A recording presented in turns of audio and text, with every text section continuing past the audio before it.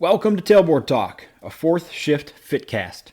The mission of Tailboard Talk and the fourth shift fitness is to educate and train fire service personnel to increase durability and decrease the potential for injuries and their associated costs. My name is Chris Morella, owner and founder of Fourth Shift Fitness. I'll use my experience as a personal trainer, strength coach, and 15-year veteran of the fire service to deliver tips, tricks, lessons, and information specifically geared towards the health and wellness of firefighters and paramedics. Each episode, you'll leave with immediate deliverables that will improve performance and resilience and keep you in the fight through your career and into retirement. Let's get into it.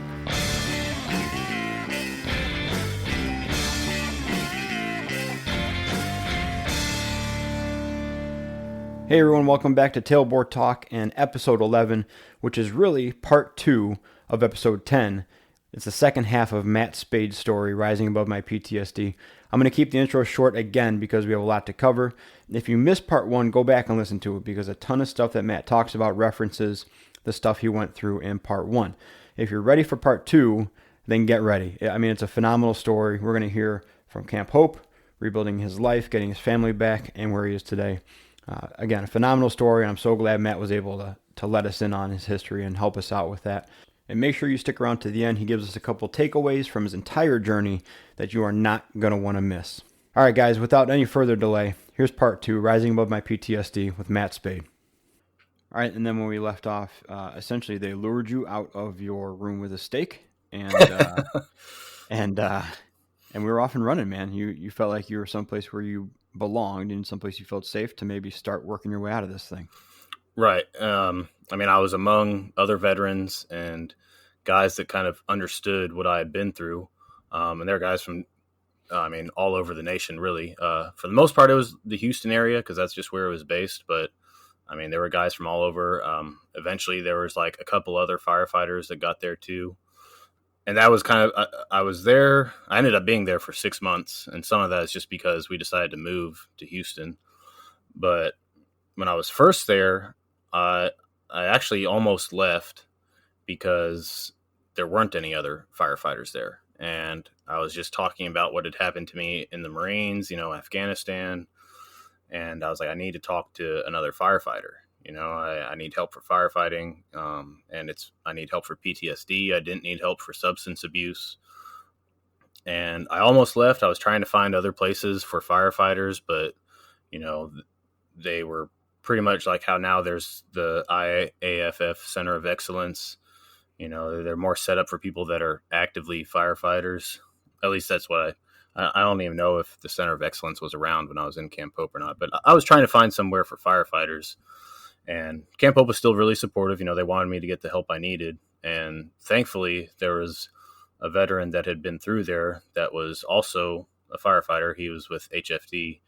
And I guess somewhere along the line, someone had gotten in touch with him, and he came and talked with me and actually let me stay in his house with his family for a little while. And I was able to talk to another firefighter about what had happened to me on the wreck and at the other department. Things that other firefighters will understand. You talk about things like friction loss or vehicle extrication. People kind of get it, but they haven't been there. Just how with veterans, that peer-to-peer help really works. And you need a little bit of professional help too, in my opinion. I think you need a good balance of peer-to-peer support and professional help. So was Camp Hope a pretty good mixture of that, or did it lean more heavily on the peer side of it? What was kind of like not the daily regimen, but what was the general feeling of that place of how they were trying to help you? It was, and I mean, it's probably changed some now since I've been there. It's definitely grown a lot. It's huge now. But when I was there, it was mainly peer-to-peer support, but they did have us like once a week. They drove us out to like a professional counseling center where we usually did like some sort of group therapy. As you progress through Camp Hope, you were able to do some individual counseling, but it was hard because, there's a pretty good amount of, like when I was there, I think there was 20 to 30 guys. And now, I mean, it's gotten huge. They have a whole new building. It's probably in the hundreds. So they have a whole different setup now. Wow. Yeah, it was kind of, a good balance. And plus, you're living with these guys. So a lot of times, even when you're not like actively in like some sort of class, you're talking with each other. That was where, I used to always enjoy, they had like a little garden that I would go walk to and do meditation in, and get to talk with other veterans about stuff, just life in general. And, but really getting to talk to the other firefighters about that stuff really helped me move past and move forward. And, they had a fitness routine there. Every morning we'd go to the Y and work out. So that has always been a huge part of my therapy, really. I mean, it's just a big part of my life anyways, but lifting heavy and doing like strongman stuff and CrossFit style workouts just really opened my eyes to a whole different style of training. And it became kind of like a meditation for me when I lift. You're really focused on the present moment when you're doing a hard workout like that. You're not daydreaming off about other things. You're right there with the bar on your back. You're not thinking about something else.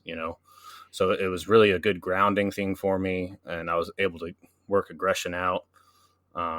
Eventually I got to a point where I was in a safe space, so I could just stop taking the medication.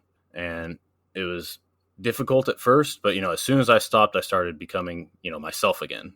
And everyone could kind of see it. They could see, I wasn't this little autopilot PTSD machine. Now I was just becoming Matt again. So how long would you say that it took you to the point where over the 6 month span, how many months in or how many weeks in did you kind of get off the medication and then really starting to implement physical fitness at a greater extent? Because now you're off the medication, you're probably not as foggy or scattered or whatever that Right. it did to you. So Yeah. did fitness take over that void that medication was kind of band-aiding? Oh, big time. And I mean, the one of the side effects I would get to on that medication was I would get like literally hangry, like, and I didn't know it. My wife told me about it. She saw it on one of the side effects when she was visiting one time, and she was like, "Yeah, one of the side effects is like you get really angry when you haven't eaten Wow. with that medication." And I was like, "Oh, that makes sense." Because when I was hungry, it was like I felt like a savage beast. Like I just need probably how they lured me out with a steak, Right. but the medication was making me gain weight and not in a good way. And so getting off this medication, I was able to start to kind of, get back in shape again, that like I wanted to. Like I was always still pretty healthy, but so I was able to get off the medication. It was about, I think maybe 2 months in, Okay. something like that. Nice. I'm not completely sure, but around that time, I was just like, you know what? I heard someone else tell their story, and he was more talking about like he had become addicted to some pain pills, but he said he just threw them away. And I was like, you know what? That's what I need to do. I need to just completely stop.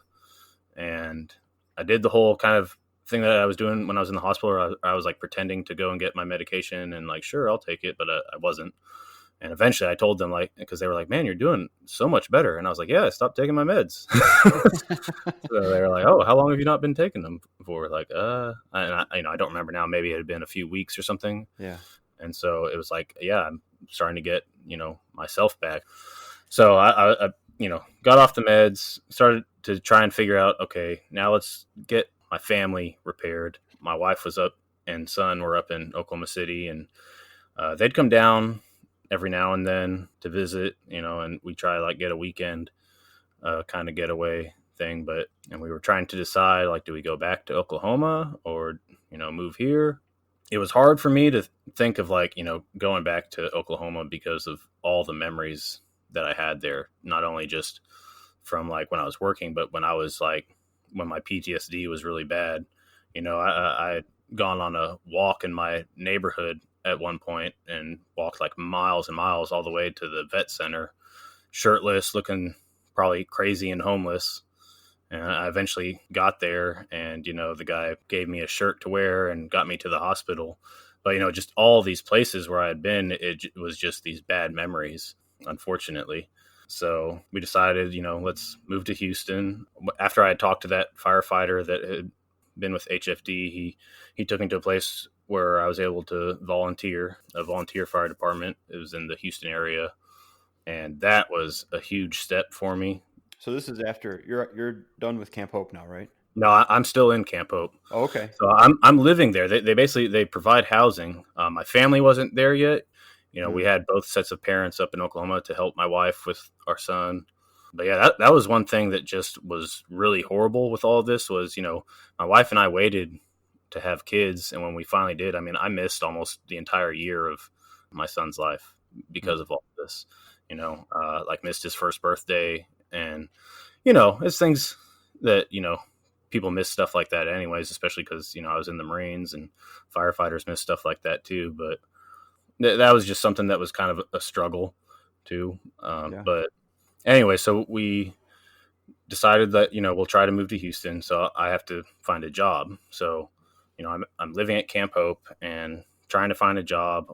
Wasn't too sure what I want. I wanted to be a firefighter, but I didn't have firefighter two because in Oklahoma it didn't require it, and the academy I went through didn't even have it.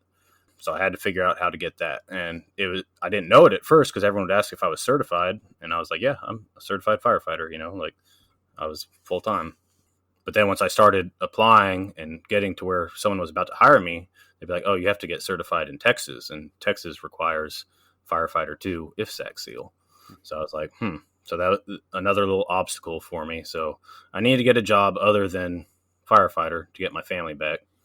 I tried looking up different gyms and coaching kind of thing, and kind of explained that I was trying to get eventually back as a firefighter, and most places just weren't interested at all. So that was just something else that was just once again kind of depressing, I guess. I was like, man, like I was a good coach, good firefighter, and now I'm basically like a homeless veteran.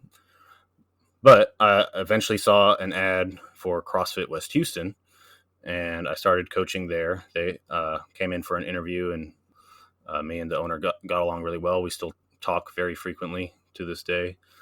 And he knew I was like living at Camp Hope and was dealing with PTSD stuff. So he was pretty happy to help me out and get me started coaching again, because he knew I had experience and I loved coaching. It really was very therapeutic for me, like I said, for my PTSD, just because people come in, they're new, you are kind of forced to socialize. It kind of had that same public service of helping people, helping people get healthier. I felt like I was doing something positive in the world again. So I coached there for a while, and I started volunteering at Westlake Fire Department in Houston. And I'd usually kind of coach during the week and then volunteer like one night out of the week and then on the weekends. So I was pretty busy. But in order to get an apartment in Houston, I needed to have a little bit more income. So I got hired by an ambulance service out there, and it was enough for me to like get an apartment, and that started the process of getting my family moved. It got them down here, and I was working. At first I was like, you know what, I could do this. I'll become a paramedic. I've had a lot of people say I'd be really good at it. I don't think I'd enjoy it that much, but I'll give it a try, and I can be a paramedic and like a volunteer firefighter, and still coach. Kind of get back to what I was doing. And it really didn't take too long for me to just be like, I hate being on a box. Like I didn't like it. So it was enough to get them down here. We got an apartment, and I talked to the owner at the gym, and I was like, is there any way you think that I can start just coaching full time? And it worked out to where I could. So I quit the ambulance job, started coaching full time there, and then just volunteering when I could. And it was really good. I did that for about a year and really loved it. I still miss that gym a lot, and my wife does too. She started going there and working out, and she loved it as well. But I still wanted to be a full time firefighter, so I eventually found a firefighter two class. So I saved up enough money working and volunteering, and went and did this. It was a 2-week class, and basically like an online class for people to get all their certifications. And I just needed firefighter two. Mm, So I had to go up there for 2 weeks for the skills tests and the written tests and everything. And even the guy that like ran the place was kind of like, man, I'm sorry, because you could probably just come up here and do this in a few hours and then go home, but it's just not set up like that. yeah. And so I was like, well, whatever. It's a good refresher, So All right. basically, I went up there for 2 weeks and passed my test, got my firefighter two, And at this point, I was trying to find, I like smaller departments. I was trying to find ones that were hiring, mainly in the Houston area at first. But I eventually looked up Orange because my buddy that I was in the Marine Corps with lived there. And it just made me think of it. And on their website, they said they were hiring. And I sent my resume and went and interviewed and then just kind of got the job. So I got hired at Orange, and we eventually moved out here. It's a good department. I like it a lot. We do like 24 on, 48 off. So, I'm able to spend time with my family, and that's a big part. That my wife was kind of worried at first because in the past when I was a firefighter, I was gone all the time, and getting called in extra and just constantly doing firefighter stuff. And so now that I was on a department where, I actually got a break, I mean, it's much, much better. And, she loves it. Now, it's a job. I don't know what your schedule's like. If you do the 24 on, 48 off, I know that's a pretty common one. Yeah, it's the exact same, 24, Same. 48. And then we have a Kelly day every ninth. So we have Yeah, we get our job. Kelly days too. So Yeah. it's, I love it, especially from being in the Marine Corps where I was basically always working. Like, it's a great job where I get to be with my family and raise my kids. It's when I first started, I was pretty quiet about just everything that had happened to me. I didn't want to be known as like the PTSD guy, but now it's like I really more embrace it because it's something that I think can help others, and realize that it's okay because, people come to me just because of being a combat veteran and they think, oh, well, you just have to be a combat veteran to have PTSD. And that's certainly not the case. I just saw a thing the other day about the International did a survey where I think it was like 81% of firefighters are afraid to get help for like behavioral health because they think it'll make others think they're weak. And, it doesn't. If anything, it makes you stronger, to realize something's wrong and I need help.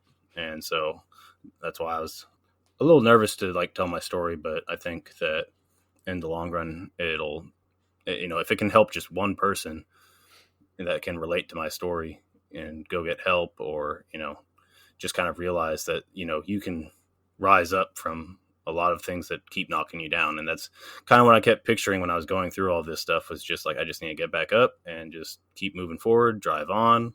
And my fitness definitely played a huge role in that, like I said, on the times when I was like having my panic attacks and the PTSD was just overwhelming. I honestly wouldn't have been surprised if I'd had a heart attack if I weren't in better shape. Yeah, I mean to be able to endure that kind of physical stress too is remarkable. Let's go back. Let's go back to you did a ton of stuff while technically living at Camp Hope, Mm-hmm. and so much so that essentially, if I wrote down the timeline right, you were there for 6 months total. Mm-hmm. About 3 or 4 months in, you started volunteering and coaching CrossFit again, and you did that for about a year. So that means that while you were volunteering and coaching CrossFit, at some point you realized or you came to the conclusion or it was agreed upon that you were ready to leave Camp Hope. So take me through just a little bit of how you realized that part of your life was kind of that chapter was closing and it was time to move on from that atmosphere. Right. Because, yeah, a lot of guys don't stay quite that long, but and some of them stay even longer.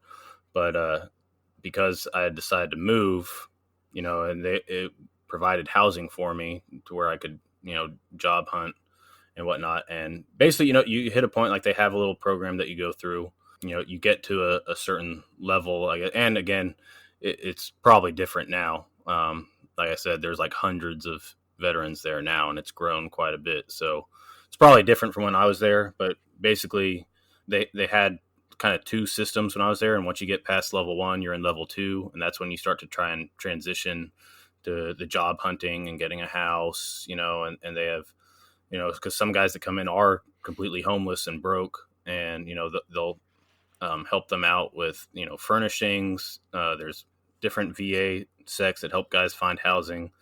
So once I got to the level 2 point, that was when my wife and I had the discussion of like, well, where do we go from here? And that was when it was like, okay, well, let's move here. We'll just get an apartment at first. and kind of go from there.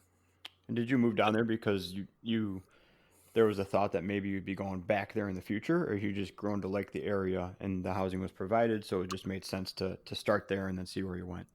I think that was like it just kind of made sense to stay where I had support. You Okay. know, like I could still they have like warrior groups, which I haven't been able to go to one forever now since I moved. But it's kind of like an Alcoholics Anonymous for people with PTSD. Hmm.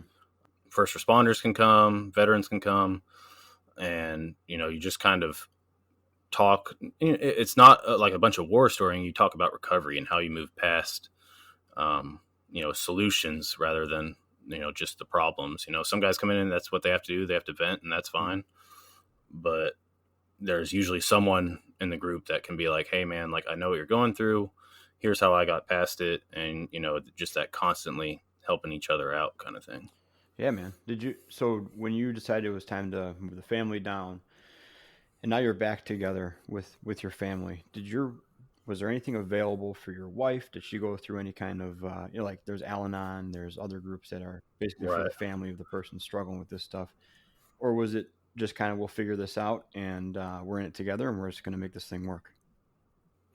She had so when I was in Camp Hope, she was going to a spouse support group through the VA Nice. that they had. And then Camp Hope they had meetings for spouses. I don't think my wife ever made it to one just because it was usually something that was done like during the week at a certain time. And uh, once I got out of Camp Hope, we didn't have anyone to watch our son then, kind of thing. So all it was kind of like we had some support. I had a good support system by being close to Camp Hope, and we were really worried that if something might go wrong again, especially because I was going back into working EMS and fire and whatnot. But it was something where I had slowly introduced myself back into it, and by continually talking with someone and staying on top of my fitness too, I was able to kind of maintain it because that's something I kind of learned when my PTSD was really bad. I read this book, Surviving the Shadows, and it talks about how there's PTSD, post traumatic stress disorder, and there's PTS, post traumatic stress. And PTSD, it never really goes away. It's something that is always kind of there, and my wife realizes that too, and so we both try to do things to stay on top of it. So it's like when it's under control, it's considered more like post-traumatic stress. Like I suffer from post-traumatic stress. When it gets really bad, that's when the disorder comes in, and so that's why it's really important for really both parties to have a good support system. Hmm. So, and that was what kind of I think helped my wife out a lot. Was she didn't have a spouse group when she moved to Houston. She was going to the VA peer support group, and they had the meetings at Camp Hope. But again, we had our son that was a little over a year old now, and trying to find a babysitter. She wasn't big on that. Plus, he was very clingy with her since he was around her pretty much all the time. Sure. So Yeah. he's a bit of a mama's boy, but Nothing wrong with that. a sweet Yeah, mama's nothing wrong boy. with that. Yeah, yeah, nothing wrong with that. So that's where I really think CrossFit helped her out a lot because she was able to come in. You do your workout, you get that adrenaline rush, and then it's all over with. And you socialize, you talk about really just about whatever. People talk about all kinds of stuff in the gym, and I think that was kind of a good support group for her. But we both turned into the garage gym life. I talk with someone through the VA pretty regularly still. I try to at least like once a month just to kind of stay on top of it, stay in that post traumatic stress and not the post traumatic stress disorder. Right. Because it can come creeping back on you. And that was something that I realized, not too long ago. Really, it was kind of at the start of all this COVID stuff. I think every department was feeling a little bit more stress, whether your call volume was up more or not. At the beginning, it was kind of, I don't know how it was for you guys, but things kind of died down because everyone was just staying at home, and people weren't on the streets getting in wrecks and whatnot. And Absolutely. Yeah, there was a period of like 2 weeks in there where yeah, the hospitals were actually empty, and it was very yeah, strange. The only people we were transporting were like legitimately very sick people or like the traumatic injury people, but there was no more like just take me to the hospital because I don't feel good. It was really Right. quiet for like 2 weeks, and then all of a sudden it just exploded. And then it kind of Yeah, spiked. Yeah. yeah. And that's what happened to us. And I started having recurring nightmares again. And it was a nightmare that I had that I hadn't had this nightmare since Afghanistan. It was where I would basically see like this shadowy figure and try to fight it or move or yell, and I couldn't. And then I'd wake up screaming. And that started happening to me again. And I was like, okay, some alarms are going off here. My subconscious is trying to tell me something. So that's when I started. I was like, okay, I need to make sure. I started talking with someone with the VA regularly, and I continue to lift, of course. I don't think I'll ever stop that. Um, but that's just such a huge part of my therapy is just lifting. Absolutely, man. I think you hit on a few awesome points and a lot of stuff that people who are hesitant to seek out help, or maybe they've gotten right to the doorstep of it and had second thoughts about it. There's just so much unknown, and to Right. have your perspective of someone who's been pretty much through the full gamut of it, from hey, I was a kid going to the military and I was fine, and then hey, some stuff was getting weird, and then all the way through to present day. I think you answered a ton of questions today for people. I hope so. So when you got hired in Orange, you said you were a little bit guarded of it, maybe a little bit, just kind of kept your history quiet. Was that something that you shared with your senior staff, or did you feel like, if this comes up again, I'll address it, but we're just going to kind of play this as a new guy in a new land and just kind of start moving forward? Yeah, it was kind of more just like once I would gain enough trust with like a fellow firefighter or like one of the captains or something, I'd open up a little bit about it, Hmm. you know. And now more and more guys know my story. I'm not sure how much of it like, but I mean, like a lot of guys have read like that blog that I sent you that I wrote Yeah. for CrossFit West Houston. So they know a little bit about it, and now I've just recently been trying to be more of an advocate for it because I know there's guys out there that are suffering, not just on my department, nationwide. And a lot of guys are quiet about it. And a lot of them too, I think just don't even realize what's going on exactly, because there's not enough talking about it. And, other guys that haven't been through a lot of like basically classes where you're learning about post-traumatic stress and how to deal with it, coping mechanisms, they don't understand the path that they're going down. They don't think that anything's wrong. They might think that they're just having fun. And, it ends up just snowballing into chaos, basically, kind of what happened with me. And that's why it's just really important now, I think, that I, share my story and try to get others to realize it's okay to get help. And it's not like you have to like go to a treatment center kind of thing. It can be something as simple how it was for me in the beginning of just like going to the gym and getting a workout in, Sure. finding a lifting partner. I mean, that's where I got like my best friends was, we worked out together and ate together, talked about life, you work through each other's problems. For me, that was my therapy. For someone else, it may be, I don't know, going fishing with a buddy or, just something like that. But having that kind of peer support system and just realizing that it's okay just to talk about it. And that's at least a step in the right direction as opposed to just stuffing it and hoping it'll just go away. Cause I mean, it won't. It's such a difficult problem to solve too. I mean, we've talked about it. I've talked about it with a bunch of people, and we have a pretty well established peer support group, like a peer support team in my department. We're a Hmm. little bit bigger, we're like 130 people, and I think our peer support uh, group is like, I think it's 7 or 8 guys, and so there's a couple per shift, and basically their first point of contact. If it gets Right. through the rumor mill that there's a bad call, those guys will be called by somebody, and then they'll kind of jump into action. But we've Right. also noticed it's one of those things where like you can go to a 23 to a 26-year-old person who was working and had a bad call, and you can give them all the tools in the world and warn them all that, hey, just so you know, this might be a thing later. It's okay to be fine with it. You don't have to be weirded out, but just know this is around. And it's almost like, you're giving them a tool they don't know how to use yet. And so it's just like Right. this Exactly. this thing where it's like, just trust me. Like in 15 years, this won't be as cool as it was today. I promise. And Yeah. it's a really impossible lesson to pass along until, unfortunately, there's a reason that you need that tool. And my brother is heavily involved in this world, and he likens it to giving a toddler a fuel card. Like, Hmm. to us, that's an amazing resource.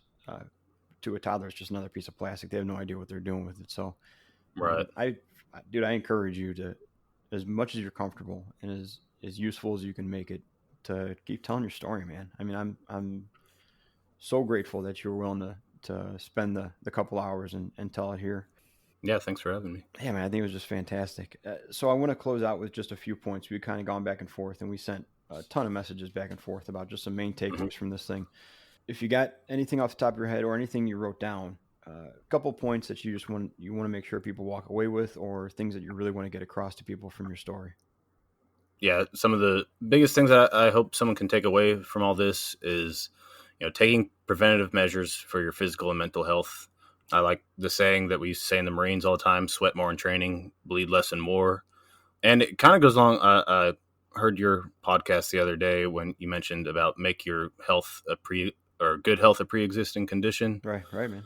It goes along with that. If I wasn't taking care of my physical and mental health already, I mean, I don't know what would have happened to me. Then I probably would have been suicidal or homicidal, But because I already had a good physical fitness program, and I fell back on that when things were bad, it was like, I need to go on a run. I need to go swim some laps. I need to go lift something.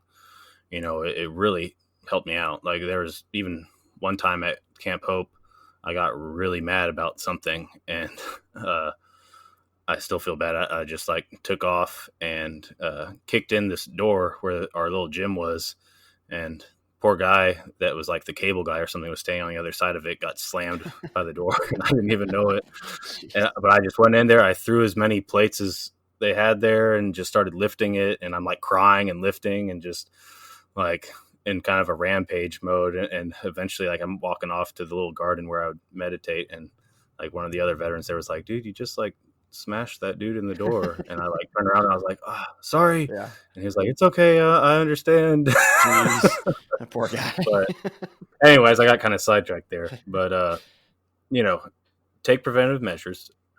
The other thing is, I don't think there's one particular incident that causes PTSD. There is cumulative stress and events that just build up. And I heard someone, I can't remember if it was Annette or not. I think it was her when I first heard it, where like your mind is like a file cabinet, Yep. and you can only fit so many things in that cabinet until it eventually just spills over. Right. And that's where I think, when I was in Afghanistan, yeah, there were some particular events that kind of are the highlights, but just that constant stress.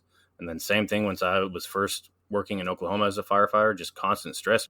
Some guys feel like, they have to have a bad wreck or a bad fire. And it's like, that's not necessarily the cause of it, because I've seen all kinds of bad stuff, and, sometimes it bothers me and sometimes it doesn't. It's just kind of weird, but try to take time, to de-stress, just how you talk about mindfulness a lot, doing that box breathing.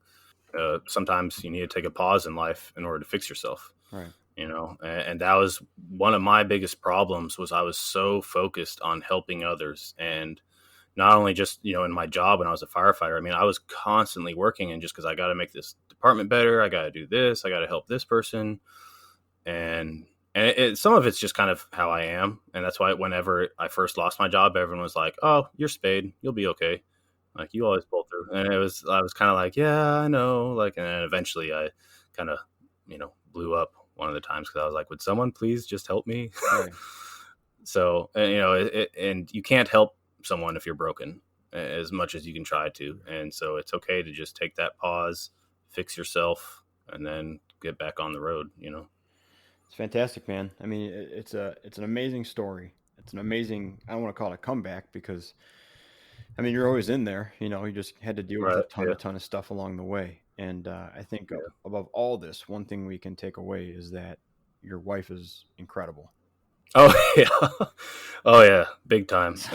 Because yeah, I've told her that. I don't know how many times other family members have told her, especially when I was in the hospital. and everything, I mean, she probably thought I had just lost my mind. She didn't think she was going to get her husband back, because I mean, I was freaking out there. Yeah. And it wasn't necessarily my fault, especially once the VA put me on medication that I didn't need. And she realized it. She stuck by me, and obviously we're still together, and now we have a daughter as well, that she's a little over a year old. So she does the stay at home mom thing and garage gym life, and yeah, things are good. That's awesome, man. Well, Matt, I'm so glad that you're in a good spot now and everything's rock and rolling, dude. And I'm glad to call you my friend. And I think you have an incredible story to tell. And like I said, I encourage you to tell it as much as you like to as many people as you like to, because no doubt, whether you're military, fire, stressed out, husband, wife, whatever, there's just so much to learn from your journey. And once again, I appreciate it. And thanks. Yeah, thank you. So, Matt, if people want to get in contact with you, either for strength and conditioning stuff, to hear more about your story, just to reach out and say, hey, where can they find you? On Facebook, I mean, you can just look my name up and that's fine. But I also have a strength and conditioning page I do now. That's on Facebook, Spaid, Strength and Conditioning, SPAID. And then on Instagram, it's Spaid SC. And I mean, they can shoot me an email too if they prefer that. My email is river.spaid@gmail.com.